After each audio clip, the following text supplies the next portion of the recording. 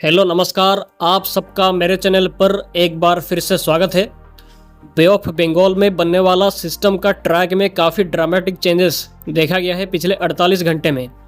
तो अभी के कंडीशंस के हिसाब से इसका ट्रैक क्या रहेगा और कौन कौन से एरिया में इम्पैक्ट रहने की संभावना है और अलग अलग मॉडल्स इसके बारे में अभी क्या फोरकास्ट कर रहे हैं, इस पर डिटेल्स में जानेंगे। So watch the video till the end and subscribe now for more information.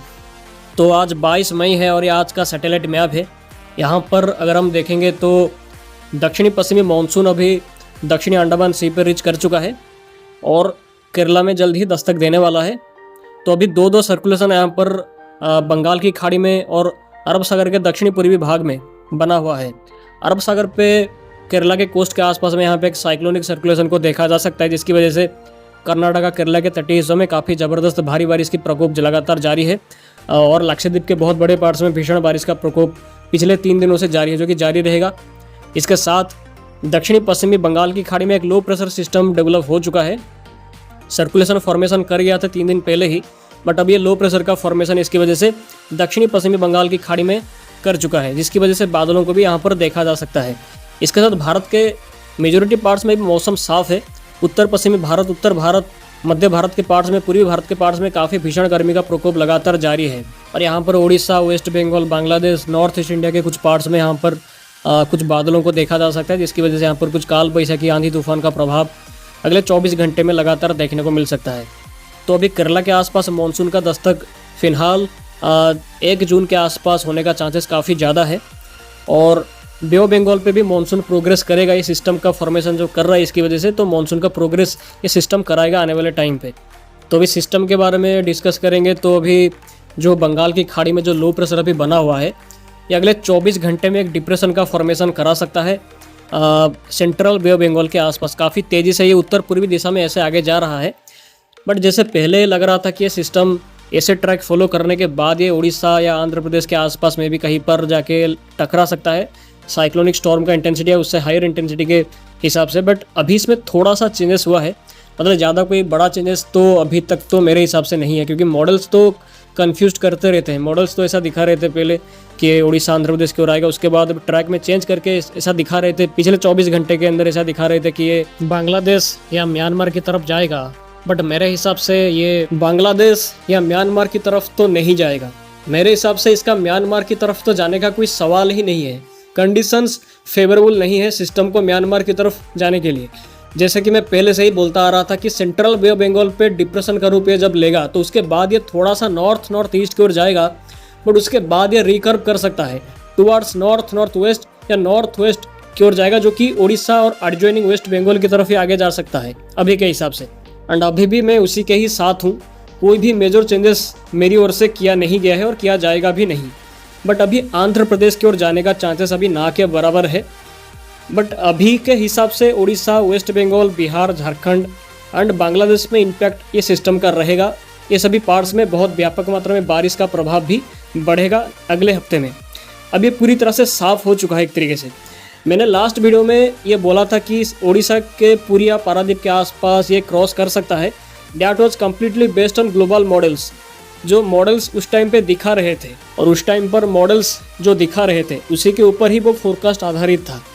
और मॉडल्स में 5 और 7 दिन के रेंज में चेंजेस आना काफ़ी नॉर्मल सी बात है, जो कि आते रहते हैं।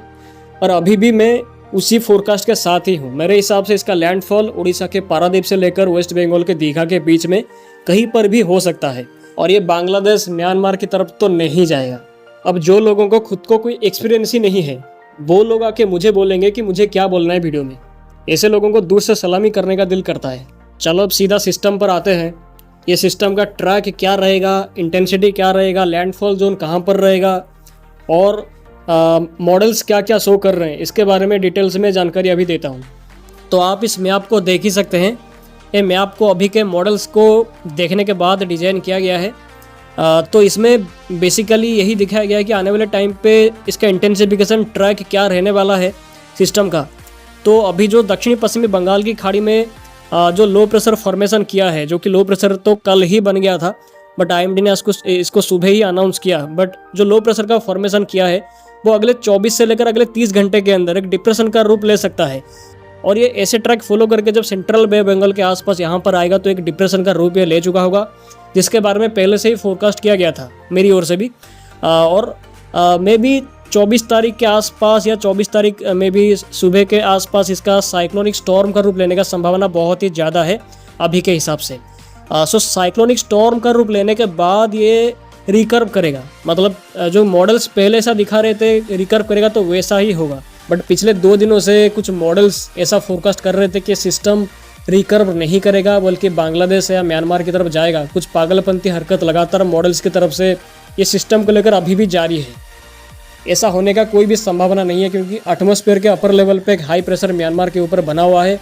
रिच फैक्टर्स सपोर्ट में नहीं है, कोई भी पश्चिमी विक्षोभ सिस्टम को रिकर्व कराने के लिए एक्टिव नहीं है। तो ये सिस्टम का वोर्टिसिटी जैसे ही स्ट्रॉन्ग होगा तो ये वैसे ही रिकर्व करेगा, बट उत्तर पश्चिम की ओर, ना कि उत्तर पूर्व की ओर। अभी सिस्टम उत्तर पूर्व की ओर इसीलिए जा रहा है क्योंकि इसका वोर्टिसिटी काफ़ी वीक है और मॉनसूनल सर्ज ये सिस्टम को लगातार उत्तर पूर्व की ओर लेने की कोशिश कर रहे हैं। बट जैसे ये सिस्टम स्ट्रॉन्ग होगा, इसका वोर्टिसिटी इंप्रूव करेगा और ये इंटेंसिफिकेशन करेगा तो ये क्या करेगा कि वो दक्षिणी पश्चिमी हवा को अपने साथ घुमाना स्टार्ट करेगा और अपना खुद का ट्रैक तय करेगा, जो कि उत्तर पश्चिम की ओर रिकर्व करेगा टुवार्ड्स उड़ीसा और वेस्ट बंगाल की ओर जाने की कोशिश करेगा। और यहाँ पर मैंने यही दिखाने की कोशिश भी किया है कि जब सिस्टम साइक्लोनिक स्टॉर्म का रूप 24 मई को लेगा तभी यहाँ पर होगा, तो उसके बाद ये रिकर्व करेगा टुवार्ड्स नॉर्थ वेस्ट, जो कि उड़ीसा और वेस्ट बंगाल की तरफ ये आगे जाएगा। और ये 2 ट्रैक में से कोई भी ट्रैक ये सिस्टम फॉलो कर सकता है, या तो ये ऐसे ट्रैक फॉलो करके उड़ीसा के पारादीप चांदवाली के आसपास कहीं पर भी लैंडफॉल कर सकता है, या तो ये थोड़ा सा और रिकर्व करके बालेश्वर या दीघा के आसपास भी कहीं पर भी लैंडफॉल कर सकता है। ये दोनों का ट्रैक होने की संभावना बहुत ही ज़्यादा है। तो अभी के मैक्सिमम मॉडल्स का कंक्लूजन भी यही है कि इसका लैंडफॉल उड़ीसा के मे बी भद्रक के आसपास या तो चांदवाली के आसपास हो सकता है, तो वेस्ट बंगाल के दीघा या उसके आसपास वाले एरिया पर भी हो सकता है। ये दोनों का ट्रैक होने की संभावना अभी के हिसाब से बहुत ही ज़्यादा है। तो इसका बांग्लादेश में लैंडफॉल होने का संभावना भी बहुत ही कम चांस है। तो 24 मई रात से ही भारत के पूर्वी पार्ट्स में बारिश का एक्टिविटीज़ में बढ़ोतरी होना स्टार्ट करेगा। उड़ीसा, वेस्ट बंगाल, बांग्लादेश के कोस्टल पार्ट्स में बारिश का एक्टिविटीज़ में बढ़ोतरी होगा और 25 और 26 मई पे इसका लैंडफॉल उड़ीसा या वेस्ट बंगाल के आसपास कहीं पर भी हो सकता है। इसका संभावना बहुत ही ज़्यादा है। तो यहाँ पर बहुत सारे मॉडल्स को देखने के बाद ये ट्रैक को बनाया गया है। तो ये दोनों ट्रैक लाइन जो दिखाया गया है, इसमें से दोनों ट्रैक लाइन में से कोई भी एक ट्रैक आने वाला साइक्लोन फॉलो कर सकता है। या तो ये उड़ीसा की ओर लैंडफॉल कर सकता है या तो वेस्ट बंगाल की ओर भी लैंडफॉल कर सकता है। और इसका लैंडफॉल 26 मई को होने का संभावना सबसे अधिक है। बट एक्चुअली कहाँ पर लैंडफॉल करेगा और कौन से लोकेशन पे लैंडफॉल करेगा, अभी भी इसके ऊपर डाउट्स जारी है और इंटेंसिटी के ऊपर भी अभी कुछ क्लियर नहीं हुआ है। तो डिफरेंट मॉडल्स इसके बारे में क्या फोरकास्ट कर रहे हैं, इसके बारे में चलिए नज़र डालते हैं। तो सबसे पहले GFS मॉडल को देखेंगे। तो GFS मॉडल का फोरकास्ट लगातार ऐसा ही निकल के आ रहा है, जो कि वो पहले दिखा रहा था कि वो बांग्लादेश म्यांमार पे लैंडफॉल करेगा, बट अभी वो अपने फोरकास्ट से पीछे हट चुका है। क्योंकि कंडीशंस, जैसे मैंने बोला कि म्यांमार बांग्लादेश में जाने के लिए कंडीशंस फेवरेबल नहीं है। तो मॉडल्स जो पहले दिखा रहे थे कि उड़ीसा, वेस्ट बंगाल, आंध्र प्रदेश आएगा, तो उसके बाद उसको ट्रैक को पूरा एक रात पे चेंज कर दिया और बांग्लादेश म्यांमार पे दिखाना स्टार्ट कर दिया, जो कि एरर था। जो कि उसके ऊपर इसलिए मैं वीडियो बना नहीं रहा था क्योंकि मुझे पता था कि एरर है और ये चेंज होगा बाद में। बट कुछ लोग तो आ जाते हैं कमेंट्स करने के लिए, तो उनके ऊपर छोड़ो। बट अभी वो अपने फोरकास्ट से ही पीछे हट चुके हैं। तो अभी वो दिखा रहे हैं कि इसका लैंडफॉल भारत में ही होगा, उड़ीसा या वेस्ट बंगाल के आसपास ही कहीं पर इसका लैंडफॉल होने का संभावना सबसे ज़्यादा है। तो GFS मॉडल को अभी स्क्रीन पे देख ही सकते हैं। GFS मॉडल लगातार ऐसा फोरकास्ट कर रहा है कि ये सिस्टम इंटेंसिफिकेशन काफ़ी रैपिडली करेगा। जब ये सेंट्रल बे बंगाल के आसपास यहाँ पर पहुँचेगा तो पहुँचने के बाद ये 24 मई के बाद काफ़ी तेज़ी से इंटेंसिफाई करेगा और एक सीवियर साइक्लोन का रूप लेने का संभावना रहेगा 25 मई के आसपास। उसके बाद ये रैपिड इंटेंसिफिकेशन और भी करेगा, जो कि may be very severe cyclone या उससे भी अधिक का इंटेंसिटी हासिल करके वेस्ट बंगाल और उत्तरी उड़ीसा के आसपास इसका लैंडफॉल कहीं पर भी हो सकता है 26 मई को। हालांकि इतना बड़ा इंटेंसिटी हासिल करेगा कि नहीं, इसके बारे में बाकी मॉडल से कोई इतना खास सपोर्ट नहीं है। बट GFS लगातार ऐसा फोरकास्ट कर रहा है कि इसका इंटेंसिटी काफ़ी अधिक रहेगा और काफ़ी स्ट्रॉन्ग इंटेंसिटी, काफ़ी बड़ा इंटेंसिटी हासिल करके ये नॉर्थ उड़ीसा से लेकर वेस्ट बंगाल के आसपास कहीं पर भी इसका लैंडफॉल 26 मई को हो सकता है, जिसकी वजह से बहुत व्यापक मात्रा में भारी बारिश का प्रभाव पूरे उड़ीसा से लेकर वेस्ट बंगाल के बीच में होने का संभावना काफ़ी ज़्यादा है 25 से लेकर 28 मई के बीच में। और अगर ये ऐसा इंटेंसिटी हासिल करता है, जो कि GFS जो इंटेंसिटी दिखा रहा है, अगर वो ऐसा इंटेंसिटी हासिल करता है तो ये काफ़ी विनाशकारी तबाही भी मचा सकता है वेस्ट बंगाल और उत्तरी उड़ीसा के आसपास जहाँ पे लैंडफॉल करेगा, वहाँ पर काफ़ी भयंकर तबाही भी मचा सकता है। हालांकि इतना इंटेंसिटी हासिल करेगा कि नहीं, इसके बारे में अभी चीज़ें साफ नहीं है। अगले 24 घंटे के बाद या 30 घंटे के बाद जब डिप्रेशन का फॉर्मेशन करेगा तो उसके बाद इसके बारे में और भी क्लैरिटी आएगा। तो ECMWF मॉडल को देखेंगे तो ECMWF मॉडल भी बिल्कुल वैसा ही फोरकास्ट कर रहा है। ये भी पहले ऐसा ही दिखा रहा था कि ये भारत की तरफ आएगा, उड़ीसा के आसपास लैंडफॉल करेगा, बट उसके बाद ये एक रात में चेंज हो गया। एक रात में चेंज होके बांग्लादेश और म्यांमार पे लैंडफॉल करेगा ऐसा दिखाने लग गया। उसके बाद अब ये फिर से चेंज हो चुका है। ये मॉडल हर रात में रंग बदलते हैं, तो अब ये फिर से चेंज हो चुका है और अब ये दिखा रहा है कि वेस्ट बंगाल के आसपास लैंडफॉल करेगा 26 मई के आसपास, क्योंकि म्यांमार की ओर जाने के लिए कंडीशंस फेवरेबल नहीं है। तो जो लोग बोल रहे हैं कि म्यांमार जाएगा, तो भाई वो लोगों को कोई नॉलेज नहीं है वेदर फील्ड में, तो काइंडली ऐसे लोगों को ना देखें। और ECMWF मॉडल ऐसा दिखा रहा है कि इसका लैंडफॉल तो होगा 26 मई पे वेस्ट बंगाल के आसपास, पर उसका इंटेंसिटी इतना ज़्यादा नहीं दिखा रहा है। जैसे GFS दिखा रहा है कि एक्सट्रीमली सीवियर साइक्लोनिक स्टॉर्म का रूप ले सकता है, बट ECMWF एक सीवियर साइक्लोनिक स्टॉर्म का फोरकास्ट कर रहा है। बट एक्चुअली इंटेंसिटी क्या होगा वो अगले 48 घंटे के अंदर साफ हो जाएगा। जब डिप्रेशन का फॉर्मेशन करेगा तो उसके बाद इंटेंसिटी के बारे में भी चीज़ें साफ हो जाएगा।